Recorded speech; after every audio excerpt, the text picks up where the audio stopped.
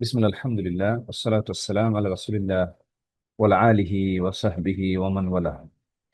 আল্লাহুম্মা আল্লিমনা মা ইয়ানফাউনা ওয়ানফা'না বিমা 'আল্লামতানা ওয়া জিদনা ইলমা। ওয়া ক্বালা নবী আলাইহিস সালাতু ওয়াসসালাম ইন্নাস সাবর ফি সাদামাতিল উলা। আলহামদুলিল্লাহ, আমরা আমাদের জ্ঞানার্জনের এই যাত্রায় আল্লাহ তাআলা আমাদেরকে চলমান রেখেছেন, এজন্য আমরা আল্লাহ তাআলার কাছে শুকরিয়া আদায় করি। আলহামদুলিল্লাহ। আর আজকে যে বিষয়টি আপনি বললেন, যে মৃত্যু, আসলে মৃত্যু আমাদের ধারণা থেকেও আমাদের নিকটবর্তী। এটা হিউম্যান সাইকোলজিতেই একটা আমাদের কেন জানি মনে হয় যে আমারটা অনেক পরে শুরু হবে, বা মানুষ মারা গেলেও যেন আমাদের ভিতরে অনুভূতিটা ওরকম জাগে না যে আমার মৃত্যুটা কিন্তু নিকটবর্তী। এবং সেই নিকটবর্তী মানে হলো ইভেন যে কোনো একটা সাধারণ ডেতে আমিও মারা যেতে পারি। এই ধরনের অনুভূতি আমাদের খুব কমই আসে। আমাদের মনে হয় যে আছে বয়স, এখন যা আছে আরো তো সময় আছে, শরীরে এখনো শক্তি পাচ্ছি। কিন্তু এখানে যেহেতু মেডিকেল সায়েন্সের বিশেষজ্ঞ ডাক্তার আছেন, আপা বলতে পারবেন যে আসলে আমাদের মানে মানে মিলিয়নস কানেকশন, তারপরে সেল বডিতে, সেগুলো টোটালি একটা সুন্দর ফাংশন করার কারণে বডিটা স্মুথলি চলছে। কোনো একটা জায়গায় একটু ডিসঅর্ডার, নার্ভের মধ্যে একটু সমস্যা হলে, ব্লাড সার্কুলেশনে একটু সমস্যা হলে, আমাদের অনেকগুলো আমাদের মেটাবলিজম সিস্টেম আছে বডিতে, একটু সমস্যা হলেই পুরা বডি নড়বড় হয়ে যায়। ইভেন ইদানিং তো এই গরমের সময় অনেকের, আপনাদের হয়েছে কিনা, প্রেশার লো হয়ে যাচ্ছে। দেখা গেল পানি ঠিক মতো খাচ্ছে না, ফ্লুইডের অভাব বডিতে, অথবা খাওয়া দাওয়া সেরকম হচ্ছে না, নানান কিছুর কারণে, অথবা পরিশ্রম বেশি হয়ে যাচ্ছে বিশ্রামের তুলনায়, নানান কিছুর কারণে প্রেশার লো হয়ে যাচ্ছে, এবং হাই প্রেশারও হয়ে যাচ্ছে অনেকের। মৃত্যুটা শুধু আমরা যেন আমাদের বডির এখনকার অবস্থা দেখে অনুমান না করি, এটা যে কোনো সময়ে, যে কোনো সিম্পল কারণেও, এবং উইদাউট মানে বাহ্যিকভাবে কোনো কারণ ছাড়াও মানুষ মারা যাচ্ছে। এজন্য আমরা যেন সেই রবের কথা স্মরণ করি, যেখানে যেটা আমাদের ফাইনাল ডেস্টিনেশন। আর নবী সাল্লাল্লাহু আলাইহি সাল্লাম যেমনটি বলেছেন যে ইন্না সবর ফি সাদামাতিল উলা, যে ধৈর্য হলো প্রথম যে ধাক্কাটা লাগে সেই সময়ে। এজন্য আমাদের খুব নিকট আত্মীয় কেউ যদি মারা যায়, তখন যেন আমরা মানে এই প্রথম ধাক্কাতেই ধৈর্য ধরি। কারণ আল্লাহ রাব্বুল আলামিন তিনি মৃত্যুকে নির্ধারণ করেন, তিনি হায়াত মউতের মালিক, তার কাছে আমাদের ফিরে যেতে হবে। আমরা যেন সাথে সাথে সেটা স্মরণ করি। কারণ আমাদের মুমিনের দুনিয়াতে মৃত্যুটা এটা মানে গুরুত্বপূর্ণ বিষয় নয়। গুরুত্বপূর্ণ বিষয় হলো যে আমি মৃত্যুর আগে আমি কি করে যেতে পারলাম, সেটা বেশি গুরুত্বপূর্ণ। কারণ মৃত্যু তো যেটা ফাইনাল এক সময় আসবেই, সোনার লেটার। কিন্তু আমি আমার আমল কি কতটুকু সুসজ্জিত করে যেতে পারলাম, এই ব্যাপারে যেন সারাক্ষণ আমরা মনোযোগ দেই। এবং এটা আমাদের অন্তরের যেন একটা অন্তরের ভিতর থেকে আসে অনুভূতিটা, যে না, আমাদের রিয়েলি দুনিয়া থেকে চলে যেতে হবে। এবং সেটার জন্য প্রস্তুতি, আমার আচরণগুলো যেন সুন্দর হয়, আমার ইবাদত গুলো যেন এলেমের সাথে হয়, আল্লাহ রাব্বুল আলমিনের সাথে তিনি আমাকে যেভাবে সৃষ্টি করেছেন, যে উদ্দেশ্যে, সেটা যেন আমি পরিপূর্ণভাবে করার জন্য অন্তত আমার ভিতরে চেষ্টাটা থাকে। কারণ বান্দার কাজ হলো সর্বোচ্চ করার চেষ্টা করা।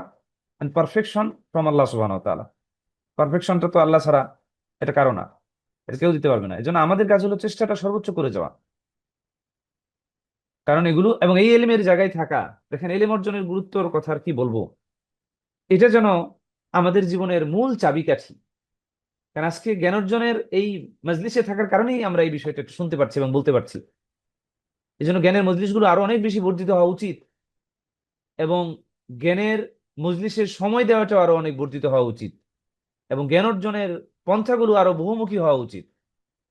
যেমন একটা বই আমরা এখানে পড়তেছি, আমাদের সেখানে আকীদাগত বিষয়গুলো এখানে পড়ছি, অথবা ফিকা বিষয় রয়েছে, আমাদের তাফসীরের বিষয় রয়েছে, আল্লাহর কিতাব সম্পর্কে আমাদের সময় আমরা কতটুকু দিতে পারতেছি। কারণ আমরা কি আল্লাহ রাব্বুল আলামিন যে ইনস্ট্রাকশন আমাদেরকে দিয়েছেন, সেটা কতটুকু আমরা জানার সুযোগ পেলাম, জানার আগ্রহ পোষণ করে সেই ব্যাপারে সময় ব্যয় করলাম। কারণ যত আমি আল্লাহ থেকে দূরে থাকতেছি, দুনিয়া আমার কাছে তত বেশি কঠিন হয়ে যাচ্ছে। পরকাল থেকে তত বেশি আমি দূরে সরে যাচ্ছি, আমার অন্তরের অবস্থা তত বেশি দুর্বল হয়ে যাচ্ছে। তো এই জন্য সে এলমের সাথে সবসময় লেগে থাকার চেষ্টা করা, এবং এটা কোনো ক্রমে শয়তান আমাদেরকে যেন ধোঁকা না দেয়। এবং শয়তান সবসময় কিন্তু মানে তার এটা একটা চাওয়া, সে কি করবে, এলেম অর্জন থেকে আমাদেরকে কাট অফ করে রাখবে। কারণ এই জায়গায় সে বিচ্ছিন্ন করতে পারলে পরবর্তীতে ইন্টারনাল নষ্ট করা, সেটা হয়তো সে বান্দা এখন অনেক ইবাদত করে, কিন্তু এলেম অর্জন থেকে যখন যাকে কাট আউট করে ফেলবে এলেমের সাথে সংযোগ, তখন আস্তে আস্তে শয়তান তাকে ইজিলি ধরতে পারবে। কেন ধরতে পারবে? কারণ সে নিজেকে প্রটেক্ট করার জন্য যে ধরনের নলেজ গুলো, এগুলো আস্তে আস্তে সে আলোচনা না থাকার কারণে ভুলে যেতে থাকবে। ফলে শয়তানের সামান্যতম ধোঁকাতেই তার পদস্খলন ঘটবে। আল্লাহ তাআলা আমাদের হেফাজত করবে। এই জন্য শয়তানের অন্যতম একটি বড় কাজ হলো জ্ঞান অর্জন থেকে মানুষকে মাহরুম করা, এবং বেশি গুরুত্বপূর্ণ জিনিস থেকে কম গুরুত্বপূর্ণ জিনিসের মধ্যে মানুষকে নিয়োজিত করে রাখা। যেমন আমি যদি প্রশ্ন করি গত আমাদের সেশনের আলোকে, যে সমসাময়িক বিষয়ের জ্ঞান অর্জন, যেমন ওই রাজনৈতিক বিষয়, সাংবাদিকতা, what is going on in the world, এই ব্যাপারে জানা, এইসব ব্যাপারে খোঁজ খবর রাখার বিষয়টা কেন ইসলামী শরীয়তের জ্ঞান অর্জনের পরে হওয়া উচিত? এটার উত্তর কে বলতে পারবেন? সেগুলোর ব্যাপারে ব্যস্ত হওয়া এটা শরিয়ার জ্ঞানের পরে হওয়া উচিত। জি, আমাদের সম্মানিত রাখি আপা, জি আপনি বলুন। উনি আগে হাত তুলেছেন, এই রাখি জন্য আপা ওনাকে হাত সুযোগ দিচ্ছি। জি তুলছেন। জি জি। তারপরে তাহমিনা আক্তার, উনিও ইনশাল্লাহ, ওনাকে আরেক প্রশ্ন করবো যেহেতু উনিও হাত তুলেছেন, আসসালামু বা আলাইকুম এটার ব্যাপারে রহমতুল্লাহি উনিও মত দিতে বারাকাতুহু। পারবেন। ওয়ালাইকুম আসসালাম রহমতুল্লাহ। আল্লাহ তাবারাকা আমাদের উপর উপকারী দ্বীনি ইলম অর্জনের নির্দেশ দিয়েছেন। উপকারী ইলম বলতে কুরআন ও সুন্নাহর ইলমকে বোঝায়। উপকারী ইলম হচ্ছে নূর, যা সূরা নিসার 174 নম্বর আয়াতে উল্লেখ করেছেন। এই নূর অর্জনের দ্বারা একজন বান্দার দুনিয়া ও আখিরাতের জীবন কল্যাণকর হয়। দুনিয়ার জীবন পবিত্র ও পরকালীন সাফল্য লাভ করে, আখিরাতে জান্নাত ও শান্তিময় জীবন লাভ করে। যারা শরীয়ত ও আকীদার ইলম ছাড়া প্রথমে সংস্কৃতি, সাংবাদিকতা ও রাজনৈতিক বিষয়াবলিতে চলমান বৈশ্বিক পরিস্থিতিতে লিপ্ত হয়, তারা শুধুই বিভ্রান্তি বিস্তৃত করে। তারা উদ্ভ্রান্ত হয়, কেননা তারা কল্যাণের জিনিসের বিনিময়ে অকল্যাণের জিনিস গ্রহণ করে, সময় নষ্ট করে। এসব জ্ঞান দ্বারা দিনের জ্ঞান হাসিল হয় না, কারণ এসব জ্ঞান অধিকাংশ বাতিল, ধোঁকা ও প্রবঞ্চনা। ফলে এগুলির দ্বারা পথভ্রষ্ট হওয়া ছাড়া এ আর কোনো কিছু নয়। তাই আমাদের উপকারী দিনের জ্ঞান প্রথমে লাভ করতে হবে। চলমান বিষয়ের জ্ঞান বা ফিকহুল ওয়াকি, এটাও করতে হবে। শারঈ ফিকহের অর্জনের পর শারঈ ফিকহের আলোকেই সমকালীন বিষয়, বর্তমান বিশ্বে নতুন নতুন মতবাদ আমদানি হচ্ছে, তার প্রতি দৃষ্টি দিবে। ভালো মন্দ যাচাইয়ের জন্য শারঈ ইলমের সামনে সেগুলি পেশ করবে। একজন ব্যক্তি শারঈ ইলম অর্জন ছাড়া কখনোই হক বাতিল এবং হিদায়াত ও ভ্রষ্টতার মাঝে পার্থক্য নির্ভর করতে সক্ষম হবে না। তাই মাশাল্লাহ মাশাল্লাহ, শুকরান শুকরান। আপনি যেটা বলেছেন অলরেডি উত্তরটা এখানেই হয়ে গেছে। মানে আমি যেটা চেয়েছিলাম সেটা আপনি বলতে পেরেছেন, যে চশমা হিসেবে কাজ করবে সানগ্লাস। সানগ্লাস দিয়ে যেমন আমরা দেখি, এর মাধ্যমে একইভাবে আমাদের, এবং এটা আমাদেরকে প্রটেক্ট করে সূর্যের অতিবেগুনি রশ্মি থেকে, আমাদের চোখকে প্রটেক্ট করে, ধুলাবালি থেকে প্রটেক্ট করে, বাইরের অধিক টেম্পারেচার থেকেও চোখকে হয়তো প্রটেক্ট করে, বাইরের ক্ষতিকর জিনিস সাডেনলি এসে চোখকে আঘাত করা থেকে সানগ্লাস প্রটেক্ট করে। ঠিক তেমনি শরীয়তের এলেম দ্বারা, এলেম অর্জনের পরে যখন তিনি এই সমসাময়িক বিষয়ে ব্যস্ত থাকবেন, বা এগুলো নিয়ে ব্যস্ত থাকা না, এগুলো নিয়ে জ্ঞান চর্চা করবেন, এগুলো নিয়ে একটু জানবেন, জানাটাও জরুরি, আমি বলছি না যে জরুরি নয়। একজন মুমিনের বৈশ্বিক হাল অবশ্যই জানা উচিত। সারা বিশ্বে কি ঘটছে, সারা বিশ্বের মুসলমানদের অবস্থা কি, যেন সে সেটা নিয়ে চিন্তা করতে পারে। তার স্পেশালাইজেশন অনুসারে তিনি সেখানে কি সহযোগিতা করতে পারেন, সেভাবে তিনি ভাববেন। একজন মুমিন যদি ভালো লেখনী শক্তি থাকে, তিনি বৈশ্বিক পরিস্থিতির আলোকে তিনি সেই ব্যাপারে ভালো লিখতে পারেন। তিনি যদি কথা বলার অ্যাবিলিটি ভালো থাকে, তিনি কথা বলবেন। তিনি তার চিন্তা দিয়ে বিভিন্নভাবে মানুষকে সহযোগিতা করবেন। কিন্তু কিভাবে করবেন যদি সে বৈশ্বিক হাল সম্পর্কে না জানে? এই জন্য মুমিন সেটাও করবে, কিন্তু তার যদি শরীয়তের এই এলেমের সানগ্লাস না থাকে, তাহলে এই বৈশ্বিক বিষয়ে যেগুলো গুণায়মান, যেখানে অধিকাংশ রয়েছে পথভ্রষ্টতা এবং মানুষের চিন্তার মিশ্রণ, শুদ্ধ চিন্তা বিকৃত চিন্তা, সবকিছুরই ফলাফল সেখানে রয়েছে, সেই ধরনের আউটপুট থেকে নিজেকে প্রোটেক্ট করার জন্য এই শরীয়তের সানগ্লাস দিয়ে সেগুলোকে যাচাই করে করে তাকে দেখতে হবে, এবং সেখানে ভালো মন্দ গ্রহণ করতে হবে, ভালোটা গ্রহণ করবে, মন্দটা থেকে সে নিজেকে প্রোটেক্ট করবে। এই জন্য এটা কিন্তু অত্যন্ত জরুরি একটা বিষয়, মানে এটা এত বেশি জরুরি আমরা যেন জীবনের প্রতিটা ক্ষেত্রেই এই কথাটাকে খেয়াল করি। এটা যেমন ইসলামিক, দেখেন এই কথাটার ওয়েটটা অনেক বেশি, এইমাত্র আমি যেটা বললাম, যেটা শুধু বৈশ্বিক বিষয়, ক্ষতিকর জিনিস থেকে নিজেকে বাঁচার জন্যই মানে শরীয়তের এলেমটা প্রথমে জরুরি নয়, যে সানগ্লাস ইউজ করে ভালো মন্দের একটা মাপকাঠি তার দাঁড় হয়ে যাবে। মানে শরীয়তের এলেমের মধ্যে একটা ভালো মন্দের একটা মাপকাঠি রয়েছে, এই মাপকাঠি দিয়ে আপনি আপনার ব্যক্তি জীবনেও বিভিন্ন ক্ষেত্রে কাজে লাগাতে পারেন। আপনি যদি সংসার জীবনে থাকেন, সেখানেও আপনার এই শরীয়তের এলেম প্রতিনিয়ত কাজে লাগবে। মানুষের হক, পরিবারের প্রত্যেকটা সদস্যের হক জানা, কোন হক কোনটা আল্লাহ তাআলা বলেছেন, কোনটাকে বর্জন করতে বলেছেন, কোনটা আদায় করতে বলেছেন, আমি যদি না জানি তাহলে প্রত্যেকের হক আমি যথাযথ দিতে পারছি না। পরিণতিতে কি হবে? পরিণতিতে সংসার অশান্তি হবে, শয়তান তাদেরকে ধোঁকা দিয়ে বিদ্বেষ সৃষ্টি করবে, সংসারের মধ্যে ভাঙন সৃষ্টি করবে, এবং এটা ঘটছে ব্যাপকভাবে। পরস্পরের হক না জানার কারণে, আচরণ কিভাবে করতে হবে না জানার কারণে প্রতিনিয়ত ঘটছে। এই জন্য ইবনুল কাইয়িম আল জাওজি তিনি তার বিখ্যাত কিতাব মিফতাহু দারিস সাআদাতে বলেছেন, আল জাহাল শাজারাতুন তানবুতু মিনহা কুল্লু শুরুর। অজ্ঞতা হলো একটি গাছের মতো, অজ্ঞতা হলো একটি গাছের মতো, যেখান থেকে সমস্ত অনিষ্টতার ডালপালাগুলো ছড়িয়ে যায়। তাহলে এই ignorance, ignorance about what? Ignorance about the knowledge of Islamic শরিয়া, শরীয়তের নলেজের অভাব, এটা এই ধরনের ইগনোরেন্স। তাহলে এই ইগনোরেন্সের কারণে কি হবে? এটা বসে থাকবে না, তার ব্রেন বসে থাকবে না। কারণ আমাদের ব্রেন মূলত হলো, মানে এটা একটা, এখানে ধরেন এমটি, এমটি মানে বিষয়টা অনেকটা আমি যদি জাতাকলের সাথে তুলনা করি, মানে এই যে জাতাকল, যেখানে আপনারা গ্রাম অঞ্চলে দেখেছেন কিনা, ডাউল ভাঙায়, মাসকলাইয়ের ডাউল বা আরো বিভিন্ন ডাউল, এগুলো ওটার ভিতরে দিলে ওই জাতাটা ঘুরালে ডাউল ভেঙে আউটপুট বের হয়। একইভাবে ব্রেনের মধ্যে যেগুলো ইনপুট হচ্ছে, সেই ইনপুটের আলোকেই আমাদের আউটপুটটা বের হবে। আদারওয়াইজ ব্রেন মানে এমটি। কিন্তু যখনই আপনি ইনপুট দিচ্ছেন, ইনপুট কিভাবে দিচ্ছেন?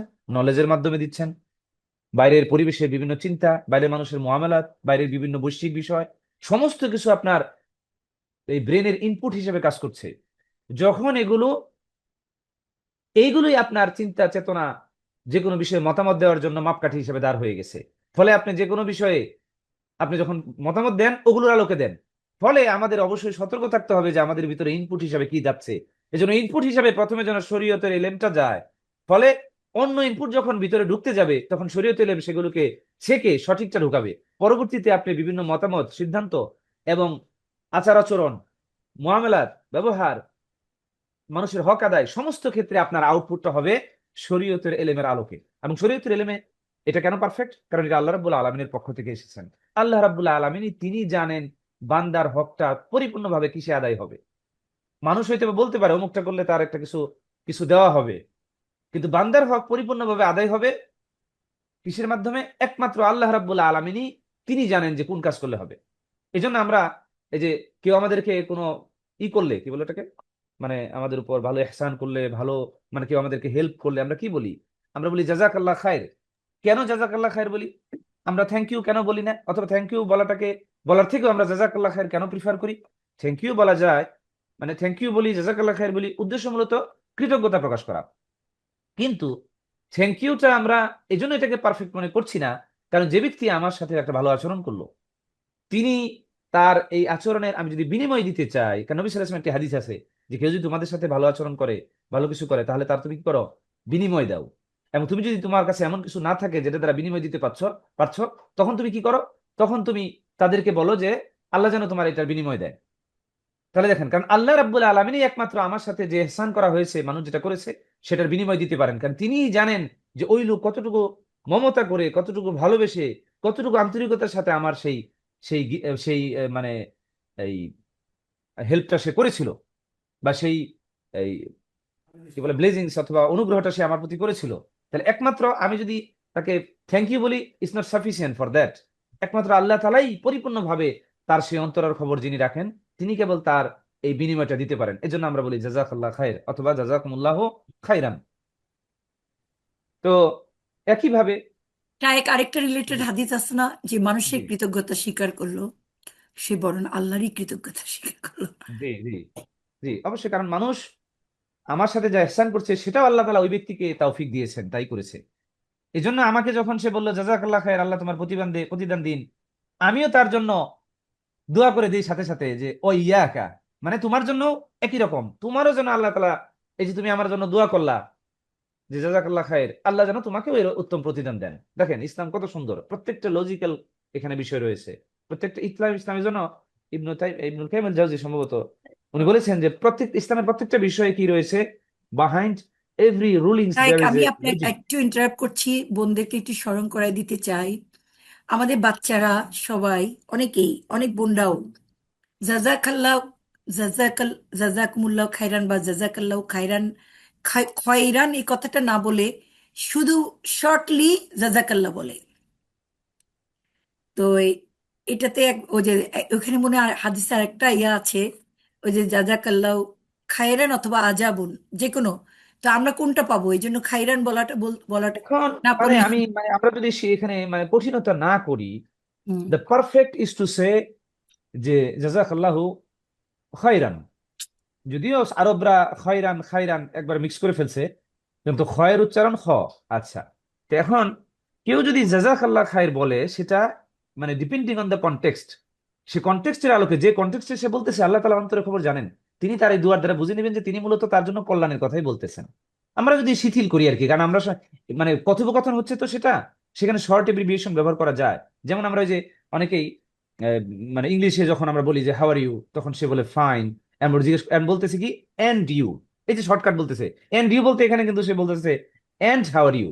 তাহলে এখানে এই যে শর্টকাট দিল, ওরকম কথোপকথনে শর্টকাট ব্যবহার করা যাচ্ছে। এই জন্য জাযাকাল্লাহ খাইরান ইজ পারফেক্ট। বাট যদি বলে জাযাকাল্লাহ খাইরান বলা চলে, ওখানে আরো অনেক কিছু বলা যায়, জাযাকাল্লাহ খাইরাল জাযা, আরো অনেক কিছু আছে, লম্বা করা যায়। এই জন্য জাযাকাল্লাহ বললেও ইস ওকে, নো প্রবলেম ইনশাআল্লাহ, তবে পারফেক্টলি বলাটাই সুন্দর। আচ্ছা, আমরা যে বিষয়ে বলতেছিলাম, এই জন্য আমাদের জ্ঞান অর্জনের বিষয়টা, এটা মানে should be should given the first priority.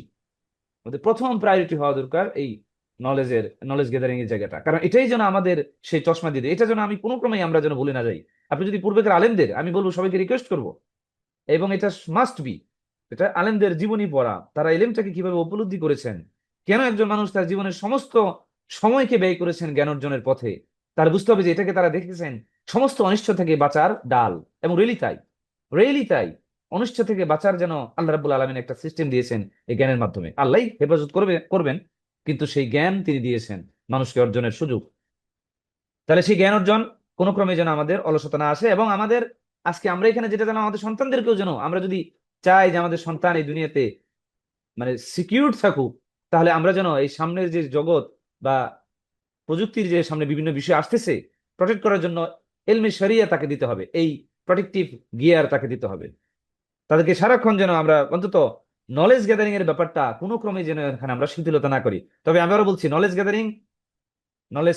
এখানে বেনিফিশিয়াল নলেজ, যেমনটি নবী সাল্লাল্লাহু আলাইহি সাল্লাম আমাদেরকে দোয়া করতে বলেছেন যে কি রব্বি জিদনি, আল্লাহ মিন্নি আসআলুকা ইলমান নাফিয়া, আল্লাহ মিন্নি আসআলুকা ইলমান নাফিয়া, হে আল্লাহ বেনিফিশিয়াল নলেজ আপনি আমাদেরকে দান করুন। তাহলে তাদেরকে আমরা সেই বেনিফিশিয়াল নলেজ থেকে যেন মাহরুম না করি অন্যান্য জ্ঞানের পাশাপাশি, এবং বেনিফিশিয়াল নলেজটা যেন আমরা ফার্স্ট প্রায়োরিটি দেই। এই জন্য যে সেই জ্ঞানগুলোর দ্বারাই মূলত তার অন্যান্য জ্ঞানগুলোকে শাকনের মাধ্যমে ভালো মন্দ যাচাই করে সে একসেপ্ট করবে। তারপরে আমরা এই আরেকটি প্রশ্ন আমরা গত দেখেছিলাম, যদিও সেটাও জরুরি, এগুলো রিমাইন্ডিং হচ্ছে, তারপরে এগুলো আমি জরুরি মনে করি।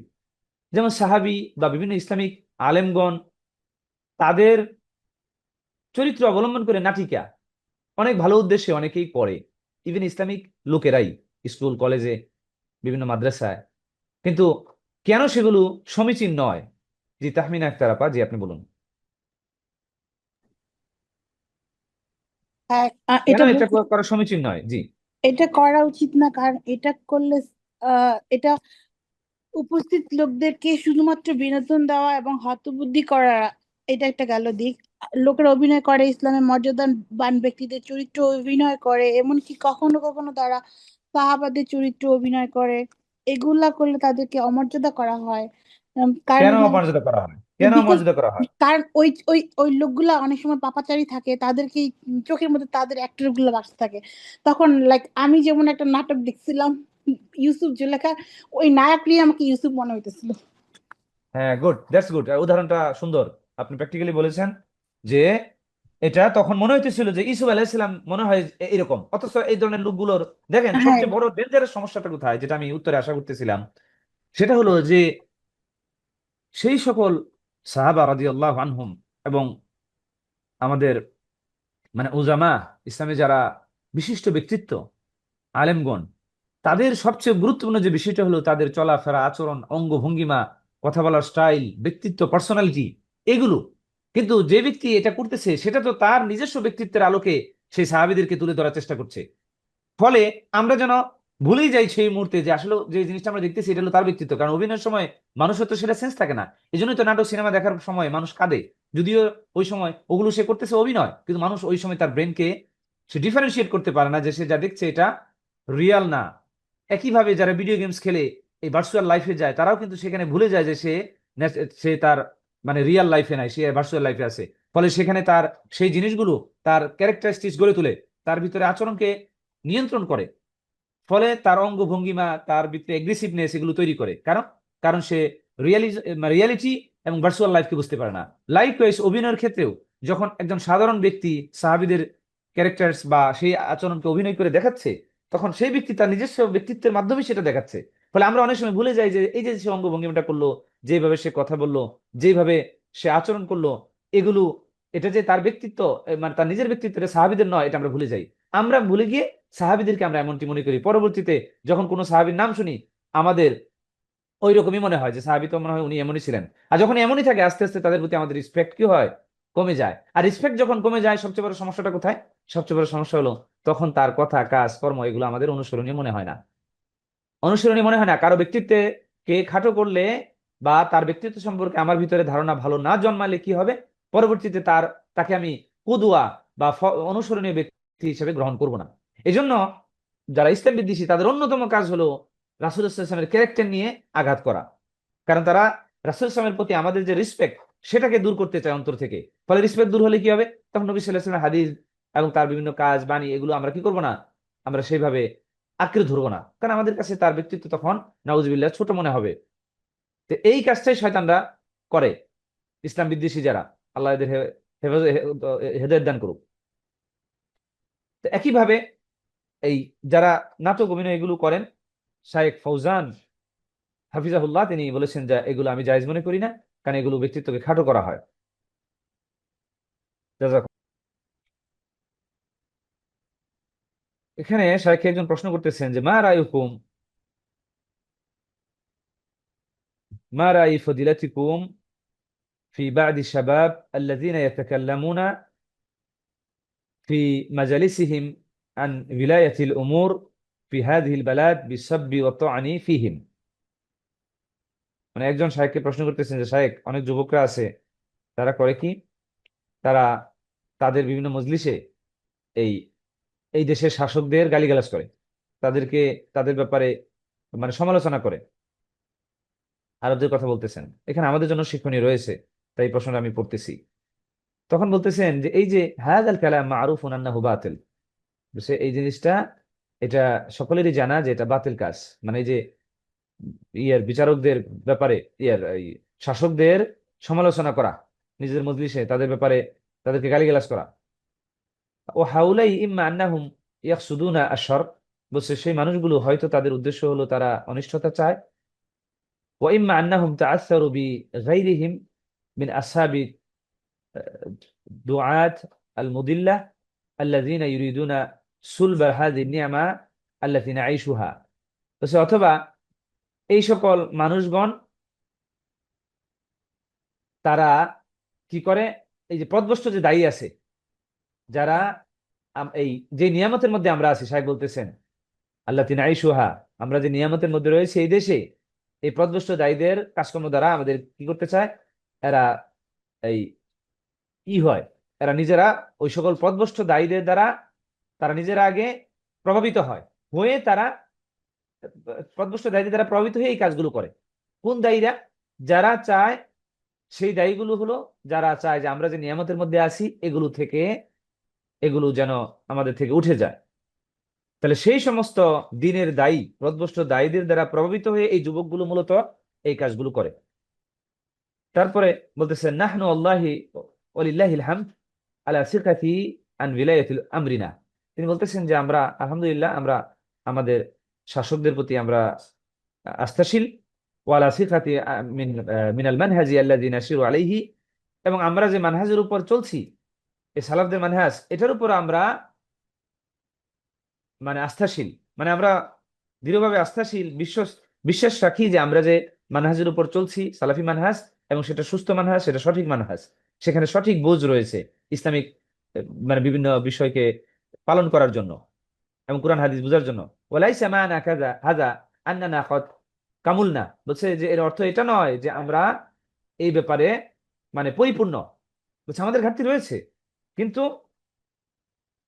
ওয়ান্না লাইসা ইনদানা নাকসুন ওয়ালা তাকসিরুন, বলছে আমাদের মধ্যে কোনো ঘাটতি নাই, আমাদের মধ্যে কোনো এই ত্রুটি নাই, এমনটি নয়। বাল ইনদানা নাকস, তিনি বলতেছেন বরং আমাদের কাছে আমাদের ঘাটতি রয়েছে। বলছে আমরা যদিও সেগুলোর ব্যাপারে আস্থাশীল, বিশ্বাস করি আমরা সঠিক পথে চলছি, সঠিক মানহাজের উপর, কিন্তু তারপরে এটাও আমাদের, আমরা এর মানে আমরা পরিপূর্ণভাবে আছি, পরিপূর্ণতার উপরে আছি, এটা আমরা দাবি করছি না, আমাদের মধ্যে ঘাটতি রয়েছে। ওয়ালাকিন নাহনু ফি সাবিলি ইসলাহিহি ওয়া ইলাজিহি ইনশাআল্লাহ বিতুরুকি শারঈয়া, বলছে কিন্তু আমরা সেগুলোকে শরীয়তের পথে মাধ্যমে আমরা কি করতেছি, সেগুলোকে সংশোধনের চেষ্টা করছি, সংশোধনের পথে আছি। মানে আমাদের সমাজে যেগুলো চলমান ত্রুটি বিচ্যুতি, সেগুলো আমরা স্বীকার করছি যে আমাদের মধ্যে পরিপূর্ণতা নেই, এগুলো আছে, কিন্তু আমরা শরীয়তের পথে আমরা সেগুলোকে সংশোধনের উদ্দেশ্যে রয়েছি বা সংশোধনের মধ্যেই রয়েছি, চেষ্টা করে যাচ্ছি। অফিয়াহাদি সাহেব এবার উদাহরণ দিচ্ছেন যে আমরা পরিপূর্ণ না, একইভাবে নবী সাল্লাল্লাহু আলাইহি ওয়াসাল্লাম জামানাও সেই পরিপূর্ণতা ছিল না, সেখানে অপরাধ ছিল। উদাহরণ হিসেবে তিনি বলছেন ওফি আহদি নবী সাল্লাল্লাহু আলাইহি ওয়াসাল্লাম উজিদা মান ইয়াসরি, যে নবী সাল্লাল্লাহু আলাইহি ওয়াসাল্লামের জামানাতে এমন ছিল ব্যক্তি যারা চুরি করত, ওজিদা মান ইয়াজনি, এমন ব্যক্তি ছিল যারা জেনা করত, ওজিদা মান ইয়াশরাবাল খামার, এমন ব্যক্তি ছিল যারা এই মদ খাইতো। তাহলে নবী সাল্লাল্লাহু আলাইহি ওয়াসাল্লামের জামানাতেও অপরাধ ছিল।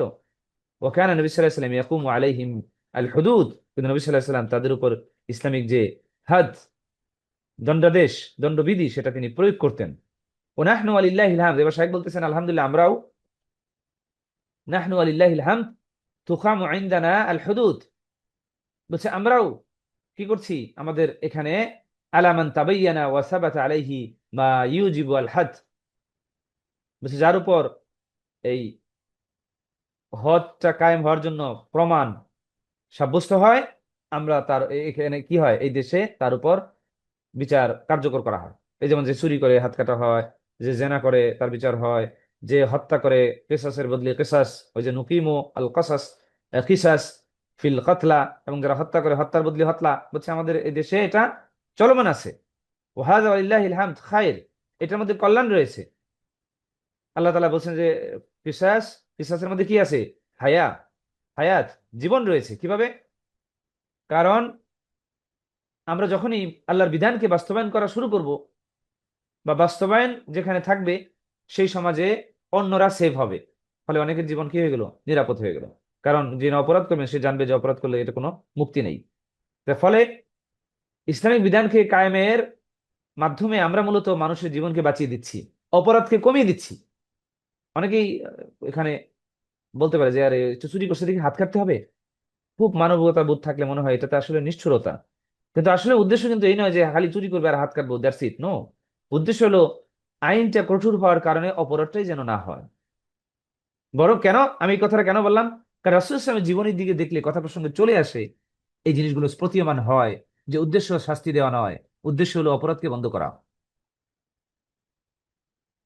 কারণ যেমন নবী সাল্লাল্লাহু আলাইহি ওয়াসাল্লাম একবার, এই যে একজন আসলো, তিনি বললেন যে ইয়া রাসূলুল্লাহ আমাকে পবিত্র করুন। কেন? কারণ সে বলছে সে জেনা করেছে।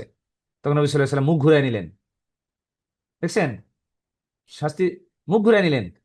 আবারও সে লোক সামনে গিয়ে এই কাজ করলো, স্বীকার করলো, এরকম তিনবার স্বীকার করার পরে যখন সে চলে যাচ্ছিল, তখন এক সাহাবীকে বললো যে একটু খোঁজ নেও তো, যে এ অসুস্থ কিনা, নেশাজাত কিছু খাইছে কিনা।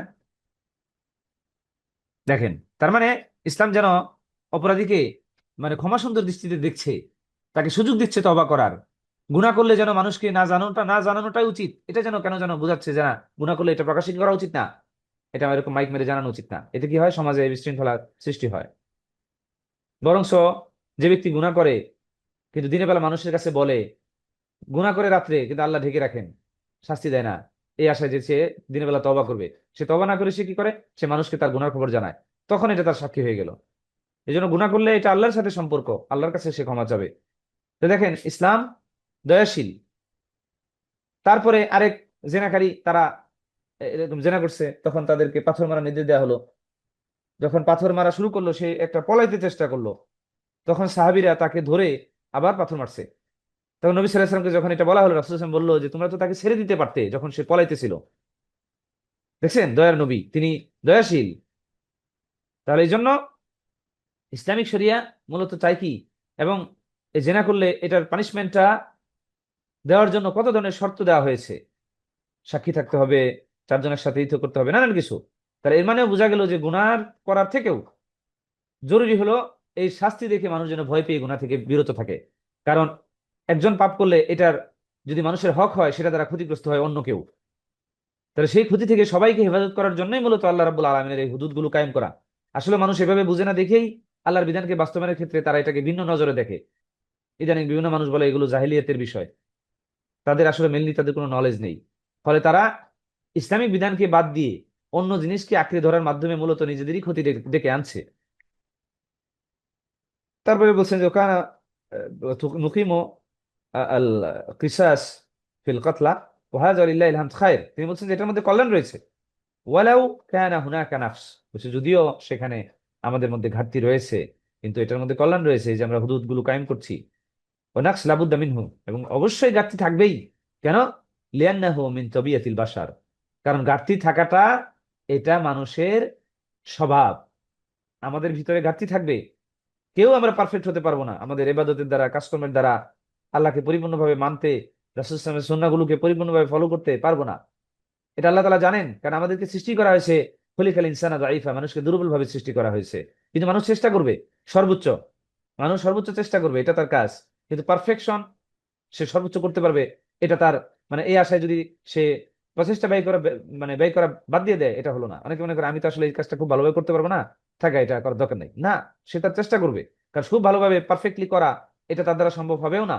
কারণ সে বাশার, মানুষ, তার ভিতরে দুর্বলতা রয়েছে বিভিন্নভাবে, চিন্তার দুর্বলতা, মনোযোগের দুর্বলতা, তারপরে ধৈর্যশীলতার মধ্যে তার দুর্বলতা, অনেক কিছু। ফলে সামগ্রিকভাবে সবকিছুতে তার ঘাটতি থাকবেই, কিন্তু সে চেষ্টা ব্যয় করবে। এই জন্য কোরআনেও এটা নির্দেশ দেওয়া আছে, ফাত্তাকুল্লাহ মাসতাতাতুম, আল্লাহকে তোমরা ভয় করো তোমাদের সাধ্যমতে। তারপরে ওমা উমর হাদিস আছে, ওমা উমিরতু বিহি, মানে মা নাহাইতু আনকুম ফাস্তানিবু, ওমা আমারতুকুম বিহি ফাফআলু মিনহু মাসতাতাতুম, ওখানে আছেন ওমা আমারতুকুম বিহি ফাফআলু মিনহু মাসতাতাতুম, তোমাদেরকে যা নির্দেশ দিচ্ছি সেগুলো কি করো, সেগুলোর মধ্যে যতটুকু সাধ্য অনুসারে সেগুলো পালন করো। কিন্তু ওমা নাহাইতুকুম আনহু, যেগুলো তোমাদেরকে নিষেধ করছি সেগুলোর ব্যাপারে পরিপূর্ণ বিরত থাকো। মানে গুনাহ পাপ থেকে যত নিষেধ করছে সেগুলোর ব্যাপারে সে চেষ্টা করবে সর্বোচ্চ বিরত থাকার। কিন্তু মানে সর্বোচ্চটা, পাপের ক্ষেত্রে জিরো টলারেন্স, কিন্তু ভালো কাজের ক্ষেত্রে এমন না যে যেগুলো বলা হয়েছে সবগুলোই সে করতে পারবে, না, সে চেষ্টা করবে সর্বোচ্চটা করার। তারপর শেখ বলতেছেন নারজুল্লাহ তাআলা ইউসলিহ আহওয়ালানা, আল্লাহ তাআলা যেন আমাদের অবস্থাকে তিনি কি করেন, এই সংশোধন করে দেন। ওয়া ইউইনুনা আলা আনফুসিনা, আমাদের ব্যাপারে তিনি যেন আমাদেরকে সাহায্য করেন। কারণ আল্লাহ সাহায্য ছাড়া আমরা তো পারবো না আমাদের নফসের উপর। আমার নফস তো আমাদেরকে খারাপ পথে পরিচালিত করে, কারণ মানুষের অন্তর গুণাপ্রবণ। ভালো কাজ আমাদের কাছে ভারী মনে হয়, গুনাহ করতে ব্রেন রিল্যাক্স ফিল করে। তাহলে সেই ব্রেনে, সেই নফসের উপর যদি আল্লাহর সাহায্য না আসে, তাহলে আমরা নিজেদেরকে সংশোধন করতে পারবো না। ও ইসাদ্দিদু খাতায়ানা, আমাদের ভুলগুলোকে আল্লাহ যেন কি করেন, সংশোধন করে দেন। ওয়া ইকমিল নাকসানা বিআফুইহি, এবং আমাদের যে ত্রুটি আছে সেগুলো যেন তিনি পরিপূর্ণ করে দেন তার ক্ষমার দ্বারা। তারপর ওয়াম্মা আন্নানা নাত্তাখিযু মিন আসারাত ওয়াল জালালাত সাবিলান লিতানাকুসি উলায়াতিল উমুর আও কালামি ফিহিম আও তুবগিদুহুম ইলা রা'ইয়া ফাহাদিহি লাইসাত তরিকাতুস সালাফ আহলে সুন্নাতি ওয়াল জামাআহ। কিন্তু আমরা এই যে এত কিছু জানার পরেও যে মানুষের ত্রুটি রয়েছে, মানুষ দুর্বল, মানুষের স্বভাবগতভাবে মানুষের আহ, মানে ধৈর্য শক্তি অত নেই, আমাদের অনেকগুলো ঘাটতি রয়েছে আমাদের ব্যক্তিত্বের উপরেই, এত কিছু জানার পরেও আমরা যেন মানে যারা করে এই যে যারা শাসক, এই শাসকদের এই পদস্খলন, তারপর তাদের একটু স্খলন হলেই, সামান্য ত্রুটিতেই যাদের সমালোচনা করা শুরু করে, বলছে এটা সালাফদের এবং আহলুস সুন্নাহ ওয়াল জামাতের মানহাজ না, সালাফরা এটা করতেন না, সালাফরা এটা করতেন না। মানে একটা জিনিস খেয়াল রাখতে হবে, মানে অপরাধকে প্রতিহত করার ইসলামের মূলনীতি আছে। মূলনীতি হলো ওই যে নবী সাল্লাল্লাহু আলাইহি সাল্লাম যেটা বলেছেন, তুমি অন্যায় দেখলে কি করো, তখন তুমি তোমার যদি সামর্থ্য থাকে সেটা হাত দিয়ে প্রতিহত করো, হাত দিয়ে সামর্থ্য না থাকলে মুখ দিয়ে করো, মুখ দিয়ে মানে মুখ দিয়ে যদি সামর্থ্য না থাকে তখন অন্তর দিয়ে ঘৃণা করো। দেখেন, তার মানে অপরাধকে, অন্যায়কে প্রতিহত করার প্রতিবাদ জানানোরও ইসলামিক মূলনীতি রয়েছে। এই জন্য ইসলামিক টোটাল মানহাজ, সিস্টেম, দাওয়াতের উসলুব, সমস্ত কিছু তাওকিফিয়া, মানে এখানে নতুন কিছু ঢুকানোর দরকার নেই, অলরেডি পারফেক্ট। অলরেডি এই দাওয়াতের সিস্টেম অ্যাপ্লাই করে সেটার আউটপুটটা ভালো পাওয়া গেছে।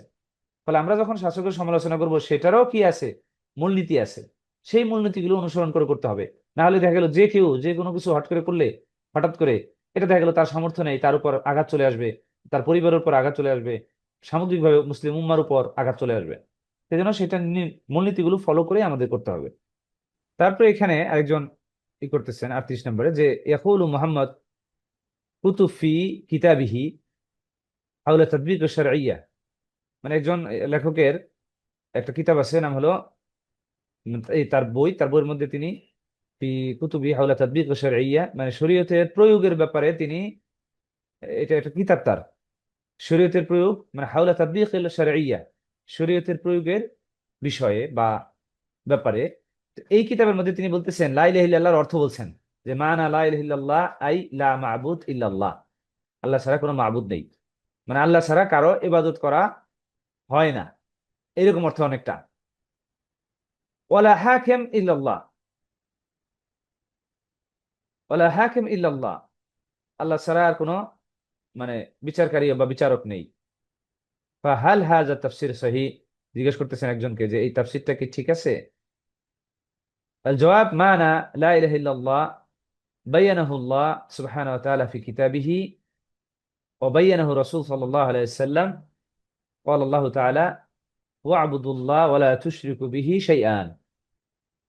আল্লাহ শাহেদ বলতেছেন যে লা ইলাহা ইল্লাল্লাহর অর্থ আল্লাহ তাআলা তার কিতাবে বলেছেন কোরআনে, এবং নবী সাল্লাল্লাহু আলাইহি ওয়াসাল্লাম তার হাদিসেও তিনি এটাকে স্পষ্ট করেছেন।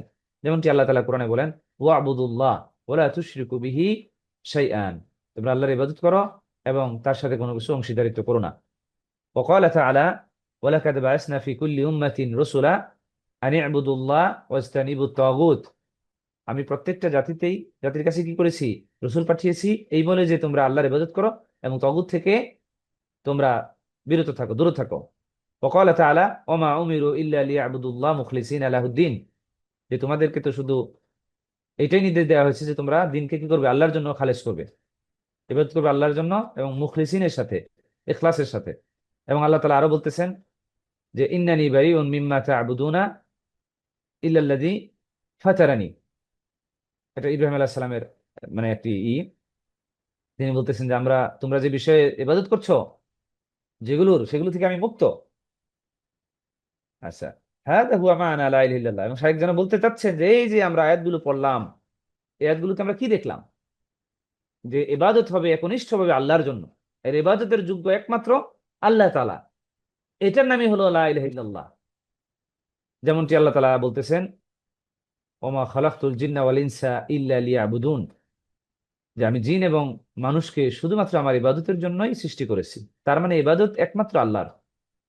তারপরে নবী সাল্লাল্লাহু আলাইহি সাল্লাম তিনি বলতেছেন উমিরতু আন উকাতিলান নাস হাত্তা ইয়াকুলু লা ইলাহা ইল্লাল্লাহ ওয়া ফি রিওয়ায়াতিন ইলা আন ইউহিদুল্লাহ, যতক্ষণ পর্যন্ত আল্লাহর তাওহীদ তারা বাস্তবায়ন না করবে, যতক্ষণ পর্যন্ত তারা মানে লা ইলাহা না বলবে, যতক্ষণ পর্যন্ত তারা মানে আল্লাহর জন্য ইবাদতকে একনিষ্ঠ না করবে। ফাবাইয়ানা সাল্লাল্লাহু আলাইহি সাল্লাম, নবী সাল্লাল্লাহু আলাইহি সাল্লাম আমাদেরকে বলছেন বা ব্যাখ্যা করছেন যে আন্না মা'না লা ইলাহা ইল্লাল্লাহ হুয়া ইফরাদুল্লাহি তাআলা বিল ইবাদাতি কুল্লিহা, যে আল্লাহ রাব্বুল আলামিনকে সমস্ত ইবাদতের ক্ষেত্রে আল্লাহ তাআলাকে একক করা, সমস্ত ইবাদতের ক্ষেত্রে আল্লাহ তাআলাকে একক করা, মানে ইবাদত হবে শুধুমাত্র আল্লাহর জন্য। ওয়ালা বিল হাকিমিয়াতি ফাকাত, শুধুমাত্র এই বিচার বিষয় এগুলো দ্বারাই নয়, সমস্ত কিছু বিচার বিষয় একমাত্র আল্লাহ তাআলাই করতে পারবেন, হাকিম। সো বিচার হলো ইবাদতের একটি পার্ট, ঠিক তেমনি অন্য সমস্ত কিছু এটার মধ্যে অন্তর্ভুক্ত হবে। ইফরাদুল্লাহি তাআলা বিল ইবাদাতি কুল্লিহা, আল্লাহর বিধান অনুসারে বিচার করা এটাও একটা অংশ, কিন্তু আরো অনেক আছে। ওমানা লা ইলাহা ইল্লাল্লাহ আই লা মা'বুদা বিহাক্কিন ইল্লাল্লাহ, যদি বলি লা মা'বুদা, কোন মানে ইবাদত করা হয় এমন কেউ নেই, কিন্তু বাস্তবতা তো কথাটা সঠিক নয়। ইবাদত করা হয় এরকম আরো অনেক আছে, যেমন হিন্দুরা মূর্তি পূজার ইবাদত করে, খ্রিস্টানরা করে, ইহুদিরা করে, পৃথিবীতে শত শত ধর্ম আছে, তারা বিভিন্ন বিষয়ের ইবাদত করে। তা আল্লাহ ছাড়া কারো ইবাদত করা হয় না, এটা সঠিক নয়। আল্লাহ ছাড়া আর অনেকের ইবাদত করা হয়, কিন্তু মূল অর্থ হবে লা মা'বুদা বিহাক্কিন ইল্লাল্লাহ,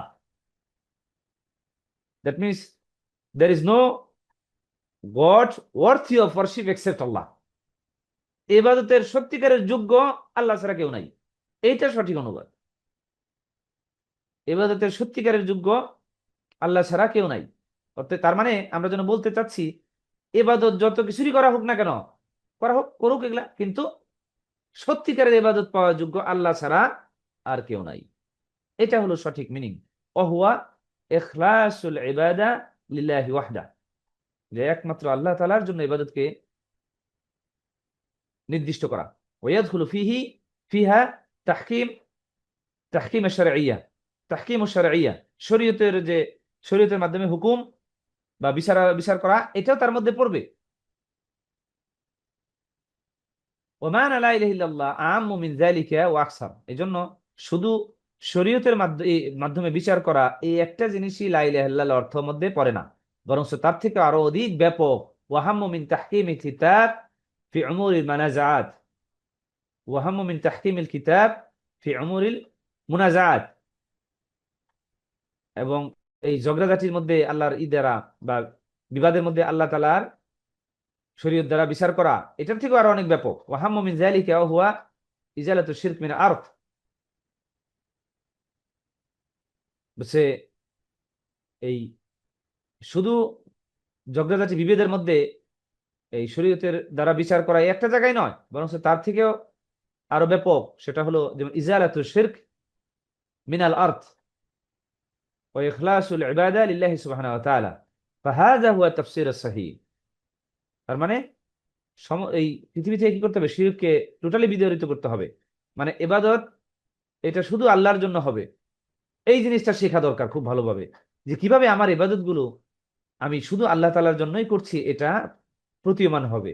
এটা এই আকীদাগত বিষয়, এখানে আকীদা শিখতে হবে, আল্লাহ সম্পর্কে ধারণা শিখতে হবে, সেখানে এটা শিখার বিষয়, জানার বিষয়। জানলেই কেবল আপনি আপনার ইবাদত, আমি আমার ইবাদত সঠিকভাবে শুধু আল্লাহর জন্য করতে পারবো। আদারওয়াইজ আমি ইবাদত করছি, দেখা গেল সে ইবাদতটা আল্লাহর জন্য করছি, কিন্তু পাশাপাশি আমি সেখানে আমার জ্ঞানের স্বল্পতার কারণে সেটা অন্যের জন্য আমি সেখানে অংশীদারিত্ব করে ফেলছি অন্য কারো, যেটা আল্লাহর প্রাপ্য সেটা আমি অন্যের জন্য করে ফেলতেছি। যেমন মাজারে যায় সেজদা দেয়, মসজিদ নববীতে গিয়ে নবী সাল্লাল্লাহু আলাইহি সাল্লামের কবরের কাছে গিয়ে নবী সাল্লাল্লাহু আলাইহি সাল্লামের কাছে সাহায্য চায়, তাহলে দেখেন শিরক করতেছে। কেন? তার জ্ঞান নাই, সে জানে না যে যে জিনিস নবী সাল্লাল্লাহু আলাইহি সাল্লামের কাছে চাচ্ছে এটা দেওয়ার অধিকার শুধুমাত্র আল্লাহর, এটা অন্য কেউ দিতে পারে না। এই যে অন্য কেউ দিতে পারে না, এটাই তার তাওহীদের জ্ঞান, যে এটা শুধু আল্লাহ দিতে পারেন। মাজারে গিয়ে সন্তান চাচ্ছে, তার এই জ্ঞান অভাব যে সন্তান একমাত্র আল্লাহ দিতে পারেন, অতএব আল্লাহর কাছেই, আল্লাহর দিকেই ফিরে যাওয়া উচিত, অন্য কেউ আমি সেখানে চাইতে পারি না। এই জায়গাগুলো ক্লিয়ার থাকতে হবে। আম্মা তাফসির বিল হাকিমিয়া ও তাফসির কাসর, বলছে এই যে বিচারের ব্যাপার, যেটা যে আল্লাহ লা ইলাহা ইল্লাল্লাহ অর্থ বলতেছে লা হাকিম ইল্লাল্লাহ, এটা হলো তাফসির নাকিস, এই ব্যাখ্যাটা হলো ত্রুটি রয়েছে। লা ইউতি মানা লা ইলাহা ইল্লাল্লাহ, বলছে যেটা এই লা ইলাহা ইল্লাল্লাহর পরিপূর্ণ মানাটা দিচ্ছে না। ওয়া আম্মা তাফসিরুহা বিআন্না লা খালিকা ইল্লাল্লাহ, এটা অনেকে এবার এই ব্যাখ্যাও করে যে লা ইলাহা ইল্লাল্লাহ মানে হলো লা খালিকা ইল্লাল্লাহ, আল্লাহ ছাড়া কোনো সৃষ্টিকর্তা নাই। বলছে হাযা তাফসির বাতিলুন লাইসা কাসিরান ফাকাত, বলছে এই তাফসির ব্যাখ্যাটা যে লা ইলাহা ইল্লাল্লাহর অর্থ লা খালিকা ইল্লাল্লাহ, এটার অর্থ শুধু বাতিলই না, মানে এই নাকেস বা ঘাটতি না, অলরেডি এটা বাতিলও। কারণ লিআন্না লা ইলাহা ইল্লাল্লাহ লাম তাতি লিতাকরির আন্নাহু লা খালিকা ইল্লাল্লাহ, যে ওই যে লা ইলাহা ইল্লাল্লাহ যে বলতে বলা হয়েছে, এটার অর্থ এই জন্য না যে আল্লাহ ছাড়া কোনো সৃষ্টিকর্তা নাই, এটা মানুষ যেন স্বীকার করে, এই জন্যে না। কারণ সেই সময় মানুষ স্বীকার করতো, লিআন্না হাযা ইয়াকুররিরু বিহি আল মুশরিকুন, মুশরিকরা সেই সময় স্বীকার করতো যে আল্লাহ সবকিছু সৃষ্টি করছে। ফালাউ কানা মা'নাহা লা খালাকা ইল্লাল্লাহ লা সারা আল মুশরিকুন মুওয়াহহিদিন, কারণ যদি লা ইলাহা ইল্লাল্লাহর অর্থ হয় যে লা খালাকা ইল্লাল্লাহ, এইটাকেই বোঝানো, তাহলে মুশরিকরাও এই তাওহীদ প্রতিষ্ঠাকারী, কারণ তাওহীদবাদী তারাও, কারণ তারা তো এটা স্বীকার করতো। এই জন্য কোরআনে আছে, যদি তাদেরকে জিজ্ঞেস করুন যে কে এগুলো, লাইন সাআলতাহুম মান খালাকাহুম লা ইয়াকুলুন্না আল্লাহ, তাদেরকে যদি জিজ্ঞেস করা যায় এগুলো কে সৃষ্টি করছে, তারা বলবে আল্লাহ। তার মানে তারা আল্লাহ যেগুলো সৃষ্টি করছে এটা তারা স্বীকার করে।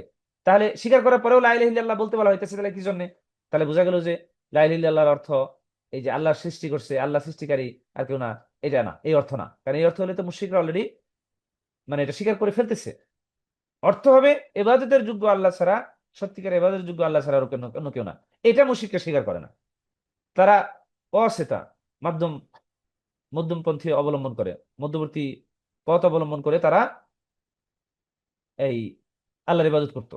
তার মানে আল্লাহর মধ্যে সে আল্লাহর সাথে অংশীদারিত্ব স্থাপন করতো। তারা মনে করতো যে আল্লাহর কাছে পৌঁছানোর জন্য আমাদের মাধ্যম অবলম্বন করা দরকার। ডাইরেক্টলি আমরা তো প্রিন্সিপালের কাছে যাইতে পারি না, আমাদের তো ক্লাস টিচারের কাছে প্রথমে যাইতে হয়। ক্লাস টিচার বা আমাদের সাবজেক্ট টিচার, তারপর সাবজেক্ট টিচার ক্লাস টিচারের কাছে যায়, ক্লাস টিচার কোঅর্ডিনেটরের কাছে যায়, কোঅর্ডিনেটর প্রিন্সিপালের কাছে যায়। এইভাবে তারা আল্লাহকে মানুষের সাথে সাদৃশ্য করে, মনে করে আমরা যেমন দুনিয়াবী বিষয় সরাসরি কোম্পানি মালিকের কাছে যেতে পারি না, আশেপাশে আমার ঊর্ধ্বতন কর্মকর্তা বা যারা আছে তাদের মাধ্যমে যেতে হয়। Likewise Allah, Allah is not like that, Allah is different. সরাসরি আল্লাহর সাথে কমিউনিকেশন করা যায়, আল্লাহর কাছে সরাসরি চাওয়া যায়। এই আল্লাহ রাব্বুল আলামিনকে তারা সাদৃশ্য স্থাপন করে, যেটা নিষেধ করা হয়েছে কোরআনে। ওমানা হাযা আন্না আবা জাহাল মুওয়াহিদ ওয়া আবা লাহাব, এই যে বলছে যে ওই একটু আগে যেটা বললাম যে লাইন সাআলতাহুম, যেটা জিজ্ঞেস করেন যে কে সৃষ্টি করছে, এগুলো আল্লাহ সৃষ্টি করছে। তা আল্লাহ তাআলা সৃষ্টি করেছেন, এটা যদি ওই লা ইলাহা ইল্লাল্লাহর অর্থ ধরে নেই, তাহলে আবু জাহাল আবু লাহাব তারাও এই তাওহীদবাদী। ওয়া তাফসিরুহা বিআন্না লা মা'বুদ ইল্লাল্লাহ তাফসিরু বাতিল, বলছে এটাও সঠিক না যে আল্লাহ ছাড়া কোনো ইবাদত মানে আর কারো ইবাদত করা হয় না।